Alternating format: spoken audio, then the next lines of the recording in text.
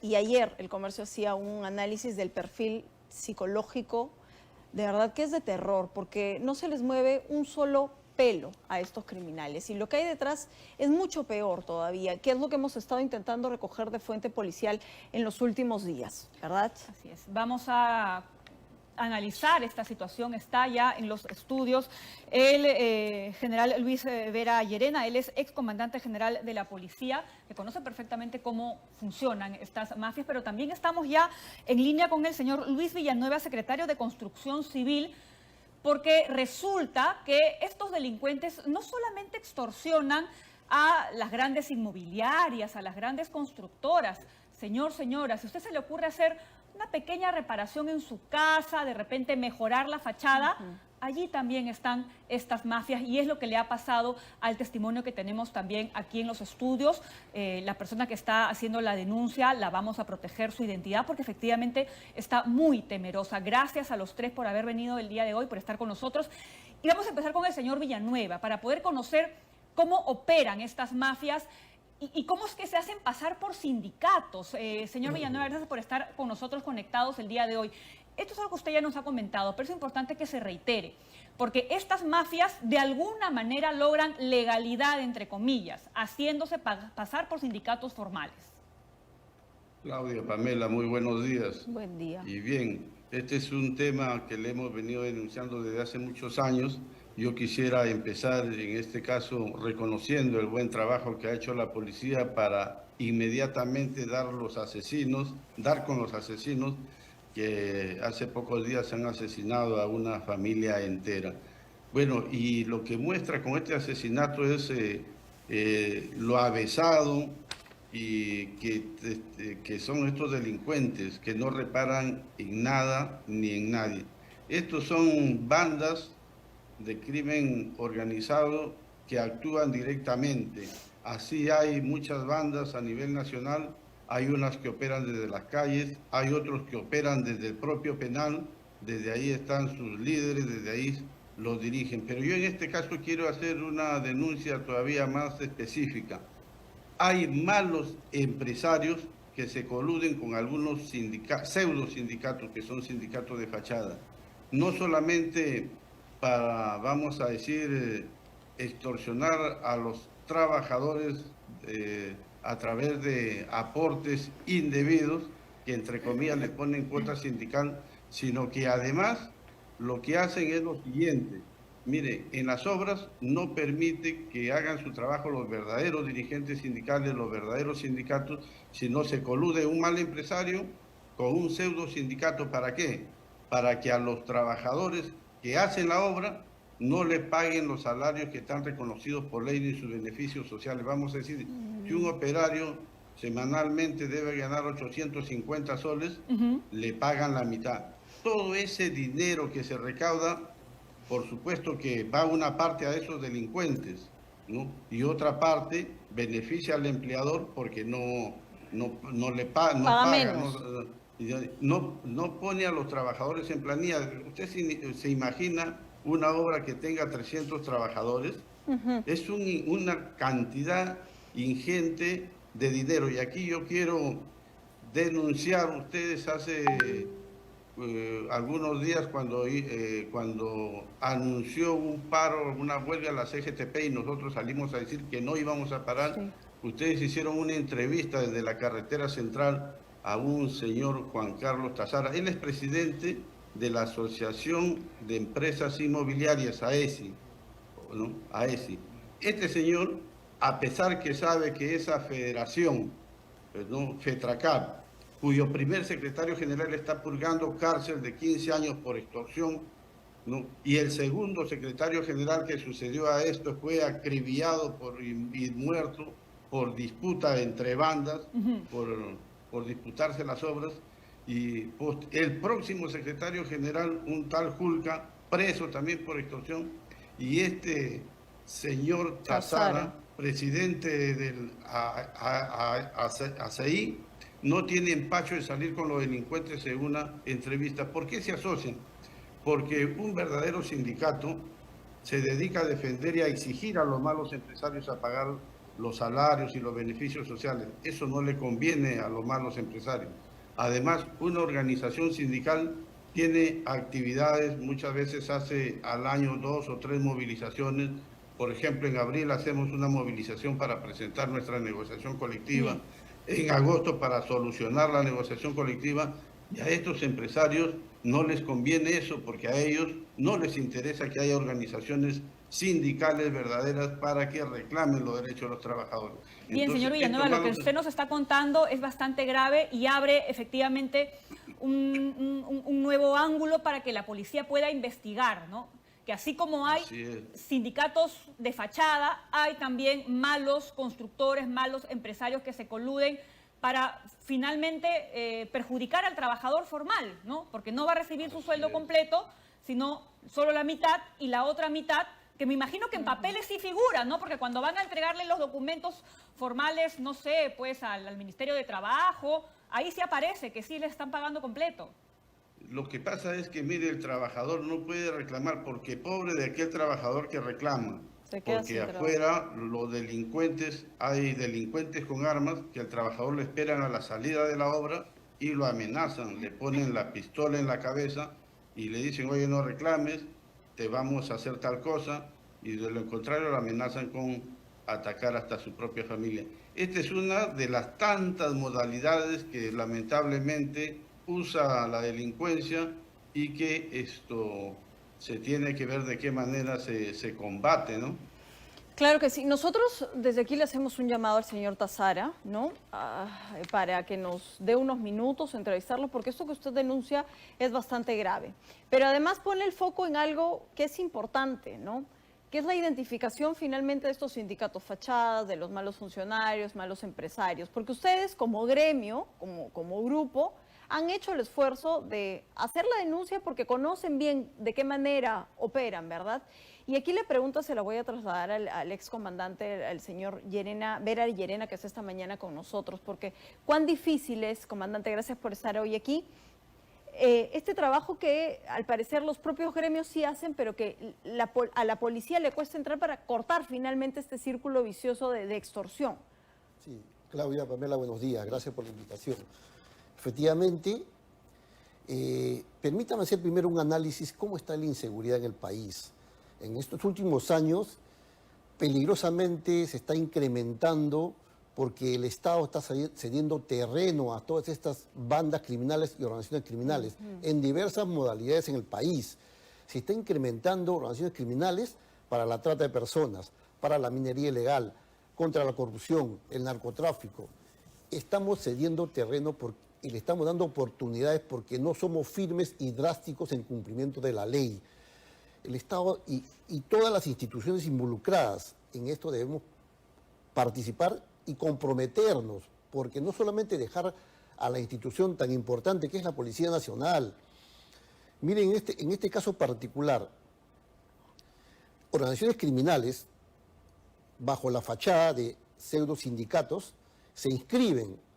Lamentablemente las direcciones regionales en el cual aceptan esa inscripción de estos sindicatos sin siquiera verificar que estas personas tienen antecedentes policiales, que un sindicato se forma por familiares, por amigos, por personas que no tienen ninguna responsabilidad, ni siquiera son trabajadores de construcción civil, y se permite, los gobiernos regionales permiten en estos departamentos de inscribir.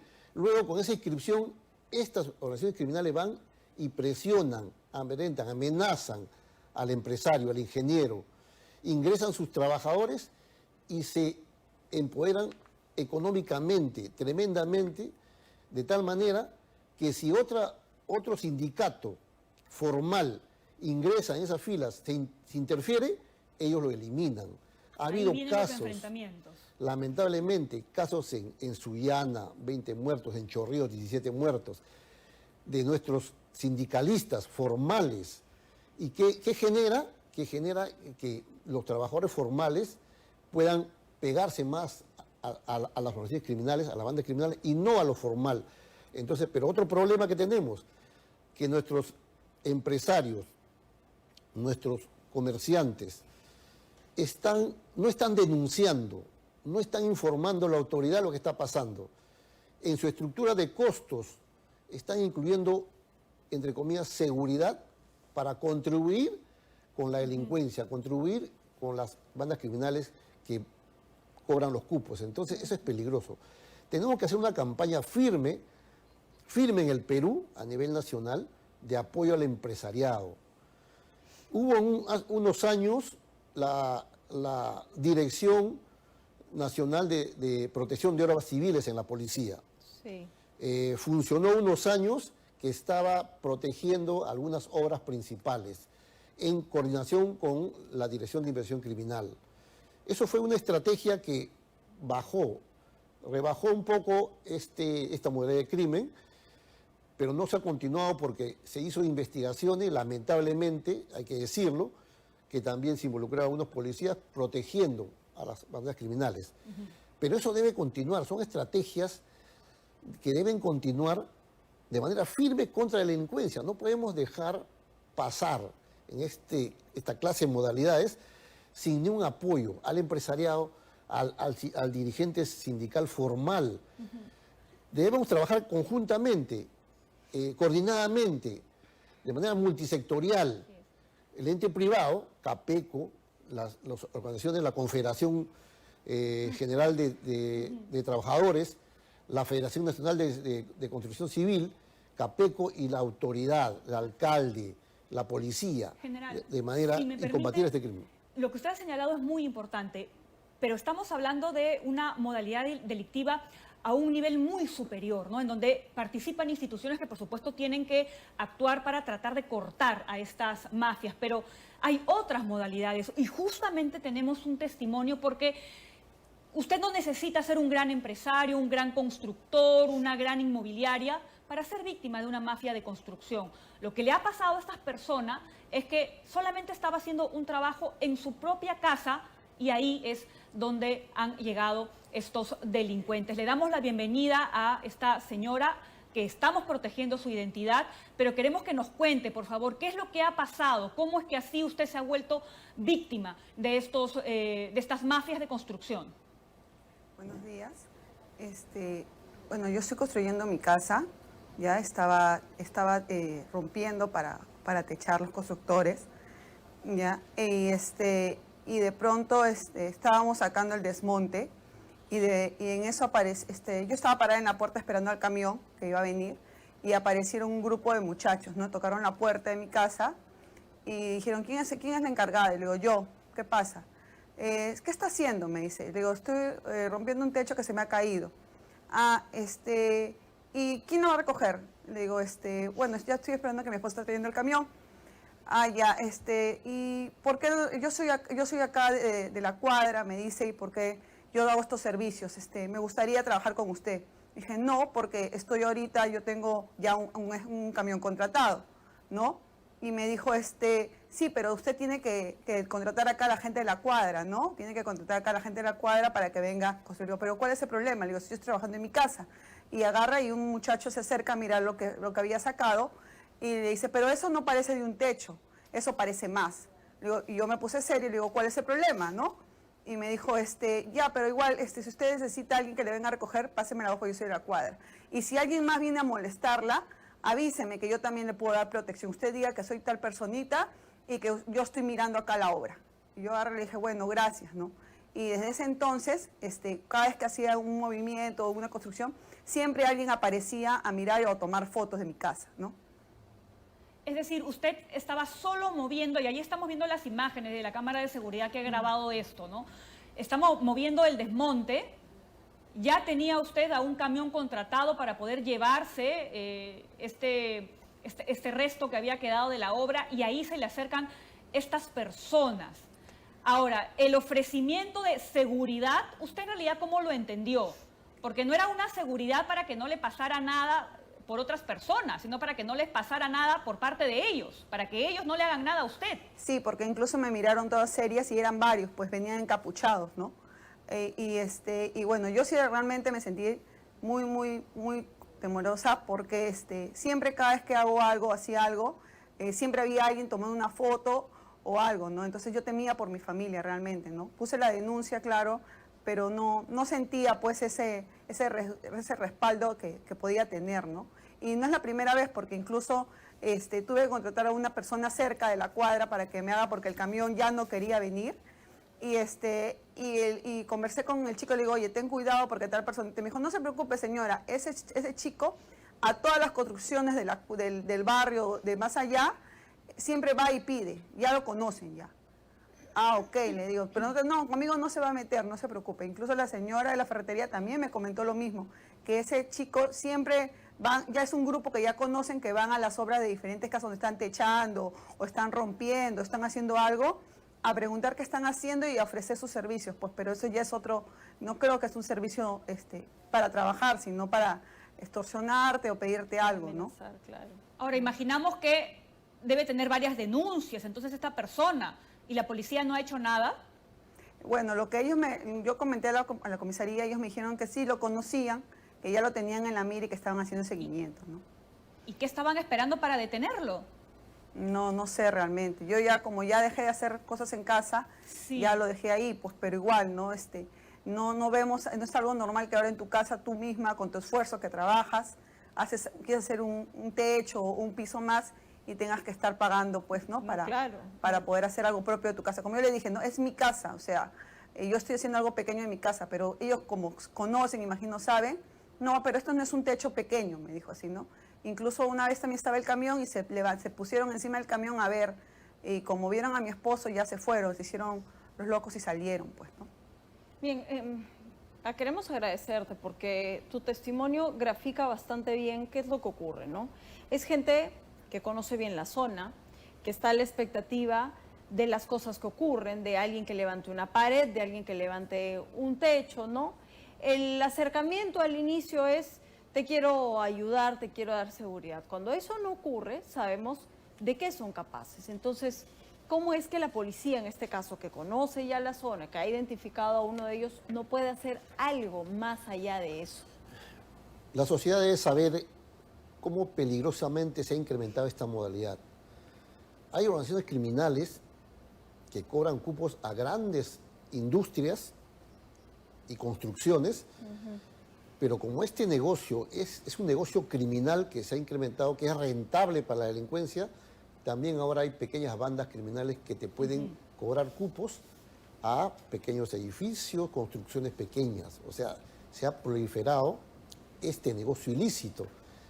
¿Pero por qué se está cediendo terreno? Porque no hacemos labores de prevención en primer lugar.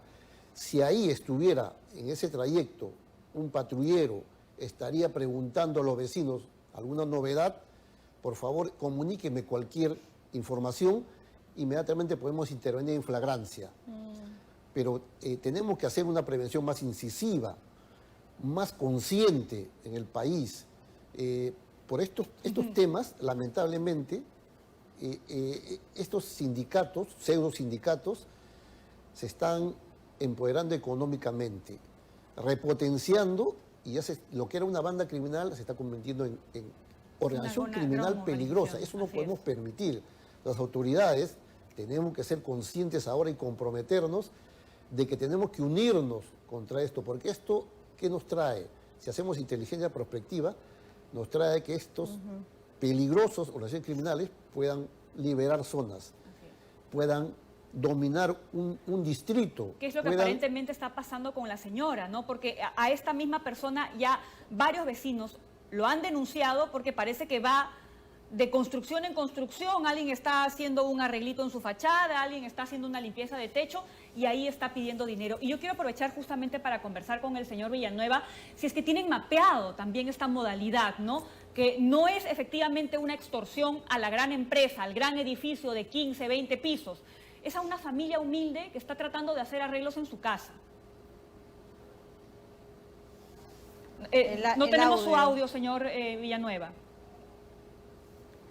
Es que sí, ahora sí.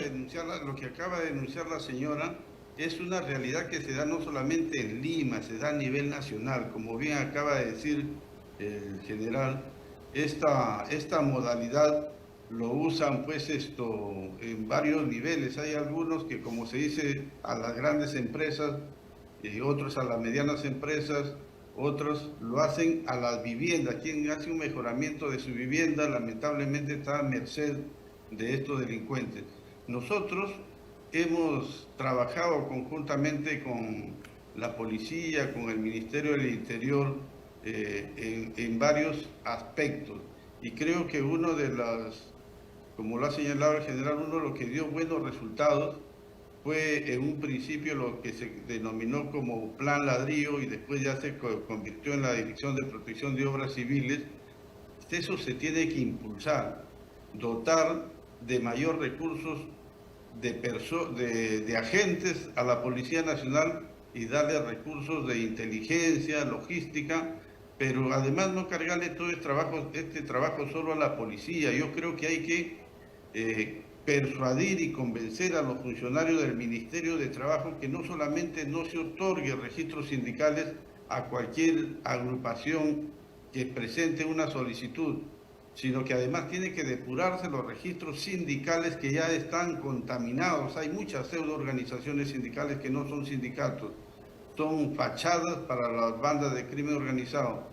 Pero además también hay que diseñar una política de Estado donde tiene que estar comprometido el Ministerio Público y el Poder Judicial, porque la policía desbarata muchas bandas, pero estos a los pocos tiempos o no van a la cárcel o salen en libertad. Entonces la impunidad genera todo esto y genera miedo en los empresarios y en la población, porque dice, oye, ¿para qué voy a denunciar si estos señores hoy los denuncio, mañana están libres y yo estoy a merced de ellos, me pueden matar?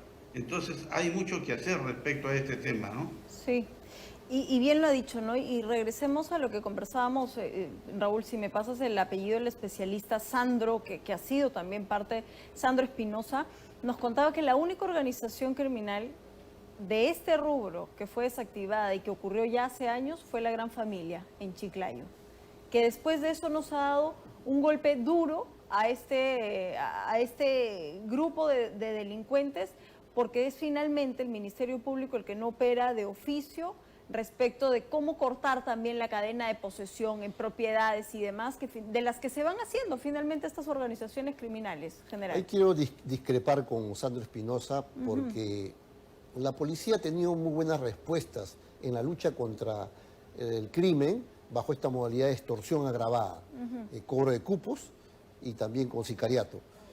En el norte se han capturado muchas organizaciones criminales, ha bajado tremendamente en las zonas de Piura. Sí, continúa en Trujillo, continúa también la extorsión agravada, efectivamente, pero las grandes organizaciones sí se han capturado. Inclusive ha habido también funcionarios, policías involucrados. Pero en esto necesitamos más. La respuesta es importante, como el caso también de la desarticulación de esta organización criminal, el enfrentamiento de organizaciones criminales, de la Tota, el Loco Paul, Franco, que eso es producto de que estamos cediendo terreno para que las organizaciones criminales puedan libremente poder extorsionar sin denuncias, sin información a la policía, sin información a inteligencia de la policía. Si nos quedamos callados, no denunciamos, pues la policía no va a conocer los detalles. La policía sí hace buen trabajo, pero lamentablemente está debilitada por su capacidad operativa a nivel nacional. Se ha incrementado tanto esta modalidad, tantas organizaciones criminales, bandas criminales, que no se abastece para poder... Entonces, en esto lo que tenemos que hacer es políticas públicas. Tenemos que tener, yo siempre estoy diciendo de que el Estado ya tiene que tener una decisión firme para la seguridad del país.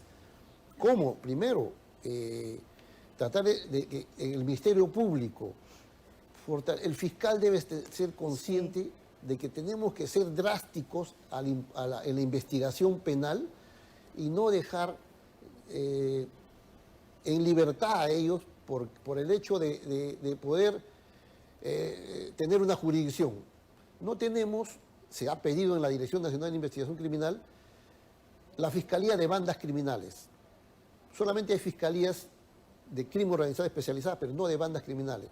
Entonces, cuando hay una banda criminal, una fiscalía solamente investiga en esa jurisdicción de la fiscalía. Sin embargo, esta banda criminal ha cometido delitos en otras jurisdicciones y esas jurisdicciones son impunes. Y en esta jurisdicción, la Fiscalía en algunos casos hace la terminación anticipada o el principio de oportunidad y salen libres. Eso Y lo no que puede debería hacer es pasar. seguir jalando más bien el hilo de la madeja y ahí descubriríamos más. Por supuesto, la Fiscalía para bandas criminales tiene que trabajar con el Código Procesal Penal, porque ahí faculta a que puedan investigar y poder fortalecer esa investigación penal y poder denunciarlos efectivamente, pero están saliendo porque falta eficacia, falta firmeza, tanto en la parte de prevención, investigación Sí. y en proceso penal también. General, hay algo, y también se lo transmito al señor Villanueva, que es importante, que creo que la gente debe entender, ¿no? Porque cuando la gente ve que entre mafias se enfrentan, dirán, ya está bien que entre delincuentes se maten, pero no, porque esto nos va a afectar directa o indirectamente, como por ejemplo en el caso del testimonio. La señora directamente perjudicada por una pequeña mafia que se está formando ahí en esa cuadra. Pero, señor Villanueva, la afectación también es indirecta, ¿verdad? Porque los empresarios tienen que destinar un monto porque saben que tarde o temprano va a aparecer la mafia a la que le van a tener que pagar. Y si no, son los trabajadores que también van a tener que destinar parte de su salario para pagar a estos extorsionadores. ¿Y eso qué hace? Que a la larga, de repente, un departamento que iba a costar un precio va a terminar costando otro precio. ¿Y todo por qué? Por la mafia de construcción civil. Sí, miren, y lo hemos señalado en reiteradas veces, esto no solamente afecta directamente al trabajador o al propietario de una obra que la ejecuta. Al final, como lo ha señalado usted, afecta a quien compra un departamento o a quien compra un bien raíz, ¿no? Porque ahí el empresario traslada esos costos, ese costo, como bien lo ha dicho el general. Y esto, ojo, no solamente se da en obras privadas, También en la pública. En Así las es. obras públicas también trasladan un costo por seguridad. Pero además esto no debe quedar ahí porque no solamente atenta en la inversión al sector de la construcción, sino están creciendo a niveles incontrolables las bandas organizadas que pueden poner en vilo la propia democracia, las propias inversiones. Porque si nosotros vamos aquí nomás al norte, donde se está ejecutando en Chancay, donde se está ejecutando, por ejemplo, el muelle de Chancay, toda esa zona está incontrolable, están que se asesinan en Guaral, en Chancay. ¿Por qué? Porque todo eso tiene que ver, por ejemplo, con esta obra, ¿no? Entonces hay que hacer un llamado serio y pedir a las autoridades, a la propia Presidenta de la República, a los propios ministros que tienen que ver con el orden interno, el orden público, es el ministro del Interior, el ministro de Justicia, que hay que desarrollar políticas públicas, como se ha señalado acá, para atacar este mal, porque muchos de estos líderes delincuenciales no solamente se quedan ahí, sino que igual que en otros países se están tratando de blanquear.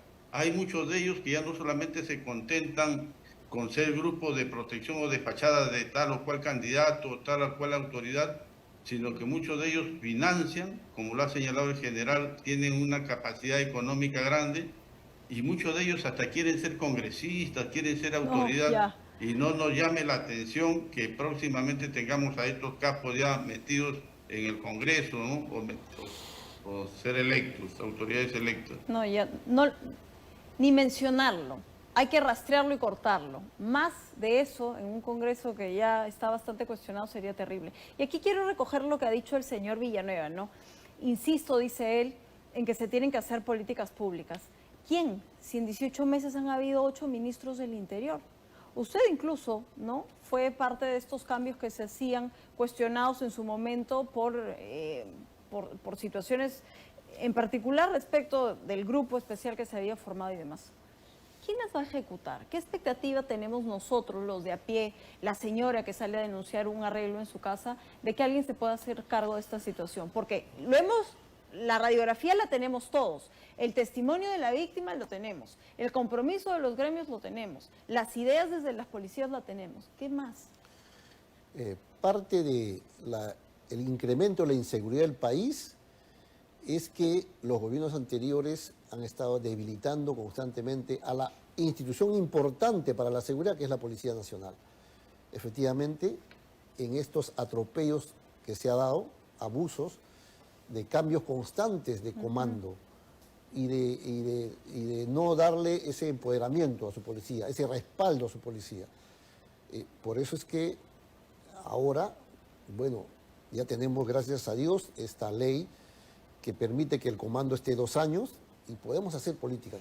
¿Qué políticas públicas debemos hacer? En primer lugar, yo creo que la delincuencia se combate presencialmente como una buena prevención consciente, incisiva.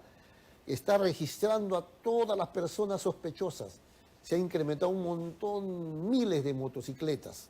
Y no estamos haciendo una política pública para controlar estos vehículos menores, como en otros países que inclusive las placas los ponen con un chaleco o en el casco, ¿no? Identificar bien a cada vehículo, y intervenirlos. La intervención disuasiva es importante en la prevención. Otra forma, diría yo, de que con tecnología podemos también identificar al delincuente o al sospechoso. Estar controlándolo, mirándolo constantemente con tecnología. Pero no tenemos acá un gran centro de operaciones a nivel nacional, como lo tiene aquí en Ecuador cerca, Brasil, Colombia.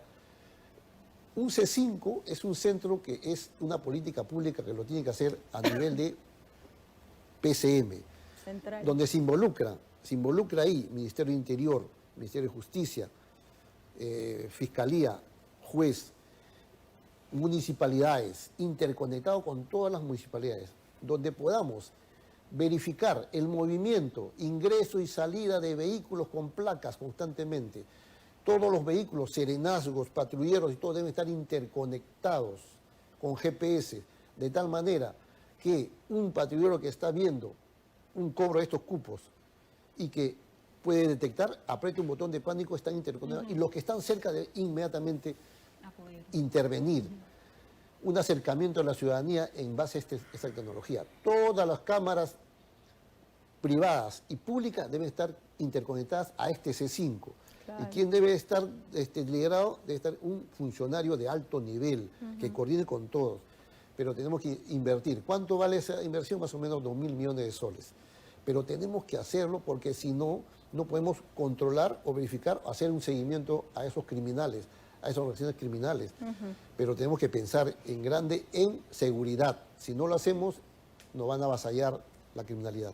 Totalmente, ¿no? El costo de la corrupción es bastante alto en este país y eso se traduce en pérdida económica. Que con esa pérdida económica claramente podríamos invertirla en lo que usted bien dice, general, ¿verdad? Tenemos un par de videos que queremos comentar con ustedes en general, con este panel que está siendo afectado precisamente por lo que usted va a ver en imágenes. Porque tenemos el video de el gordo Cris, ¿no? Quien era el coordinador, al parecer, de la organización de Loco Franco, que está captado en este video exigiendo el cobro de un cupo a un contratista de una obra. Lo vemos y regresamos a comentarlo. No se graba, cualquier cosa rompe nomás, ¿no? Papi, hasta ahorita no me dan ni ingreso. Desde que han empezado a trabajar en Cata Callao con Bertelo, hasta ahorita no tengo ni ingreso, papi. Sí, papi, pero tú no se mete ni barrio, hermano. Es por eso que yo vengo acá a hablar. No tengo ni un trabajador, hermano. Y veo gente que no vive en mi barrio. Usted comprenda mi incomodidad, caballero. He metido ese DNI de mi primo y todavía no lo programan. Que lo que corresponde, que no me da, caballero. O sea, me atropella, me falta el respeto. Yo no pensaba venir, pero no me contesta la llamada, caballero. No, ya arrancó, ya entendió el mensaje ya. Es revelador, ¿no?, sobre cómo actúan estas mafias, pero también es importante, y yo quiero aprovechar la experiencia del señor Villanueva, cómo funcionan de manera formal los sindicatos, porque sí tenemos entendido que estos se organizan, ¿verdad? Hay sindicatos en la zona norte, en el Callao, en la zona sur, y sí, las obras que se hacen en determinadas zonas se sectorizan, pero eso no significa que haya espacio para la extorsión.